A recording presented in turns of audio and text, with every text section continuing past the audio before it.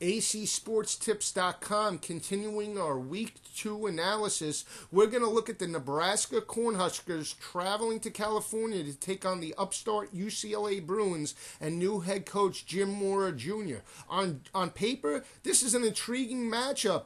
Both teams totaling over 600 yards of offense last week, and it looks like UCLA might be in this game. They have a new quarterback in Brett Hundley. He's a redshirt freshman, and Jonathan Franklin stepped up his game last week, rushing for over 200 yards.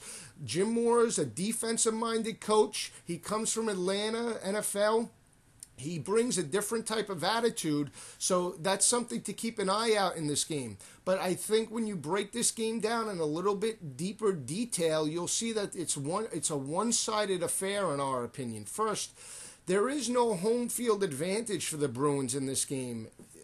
As the Bruins got worse under Bob Toledo and then with Carl Durrell and Rick Neuheisel, the fans have taken a laid-back approach to this team along with the success of their crosstown rival, USC. All eyes are on them and Matt Barkley. Fans in the Pac-12 and Outson Stadium in Oregon, even Oregon State and Beaver Stadium, there's a loud presence. When you go to the Rose Bowl now, it's just a laid-back type of approach. Everybody seems to be suntanning over there, and we don't think that this will affect the Cornhuskers in any way. It should be a distinct advantage for UCLA with Nebraska traveling halfway across the country, but we don't see it anymore with the lack of success with the last few years in Bruins teams. So keep that in mind. It's not really that much of a home field advantage for UCLA. Secondly, Rex Burkhead might not play in this game. Starting running back Rex Burkhead for the Nebraska Cornhuskers is listed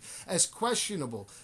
We don't think that that's going to be a big problem for the Cornhuskers. They have a bunch of backs that could step up and fill his shoes. More importantly was Taylor Martinez's performance last week. He threw for a career high in passing yards and 5 touchdowns, and even more importantly, he spread the ball around to 10 different receivers. So that's something that opens up then the running game, and Bo Pelini now has a double-headed monster on his hands with the maturation of Taylor Martinez at the quarterback position. So that's something that you have to be concerned about if you're the Bruins.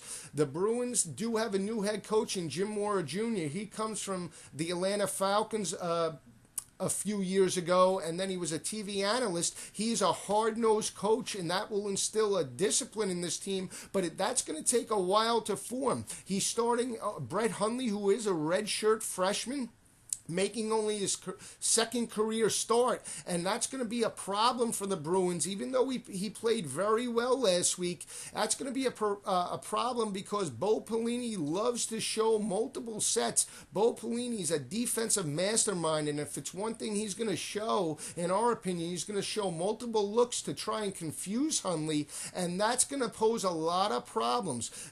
Defensively for the Cornhuskers, they only gave up 75 yards of passing to Southern Miss last week. That's going to put a lot of pressure on Brett Hundley to perform, and we just don't see it happening in his second start of his career. Even though Jonathan Franklin had a very good game, the starting running back for UCLA last week, he rushed for over 200 yards. It's still a rebuilding process from the mess that Rick Neuheisel left Jim Mora Jr. The drop-off in talent, they've had talent, but then he hasn't really recruited very well over the last 2 years of his tenure, Rick Neuheisel, and it's going to be a cleaning up process. They did jump out to get the 49-26 victory last week on the road at Rice, but this is a different animal with the Nebraska Cornhuskers coming to town. Couple that with Taylor Martinez's success, we think the UCLA Bruins are going to be in for a long, long day.